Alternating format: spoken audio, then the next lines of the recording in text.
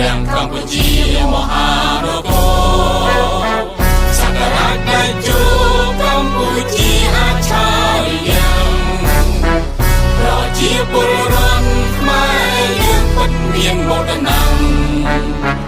រាជាណាចក្រអាចារ្យយ៉ាងកម្ពុជាព្រះវិហារអង្គរសង្ឃានបវរទេកវ័នលោកីរមណីយបាយបៃសិល្បៈវប្បធម៌យ៉ាងធម៌អស្ចារ្យរវ័នទេសកំទុកក្នុងសាវតាស្មារតីសភាចាកលបុនខេមរាចាព្រំគ្រីមហារដ្ឋកើតមានអង្គបែងមកហើយជនជាតិខ្មែរអើយចូលចងចាំទាំងថាពីឆ្នេរឆ្នេរកន្លែងដែលជួសែនខ្មែរបានថ្លៃថ្លា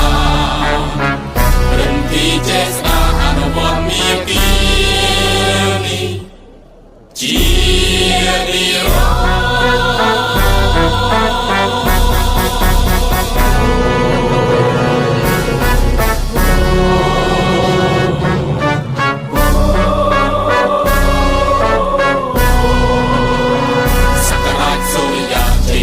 កម្ពុជាមហានគរសក្ការៈតេជោកម្ពុជាអាចារ្យយ៉ាងប្រជាពលរដ្ឋខ្មែរយើងពិតមានមោទនៈរាជាណាចក្រអាចារ្យយ៉ាងកម្ពុជាព្រះវិហារអង្គរសង្ឃានបវរទេកវ័នលោកីរមណីយបាយបៃសិល្បៈវប្ប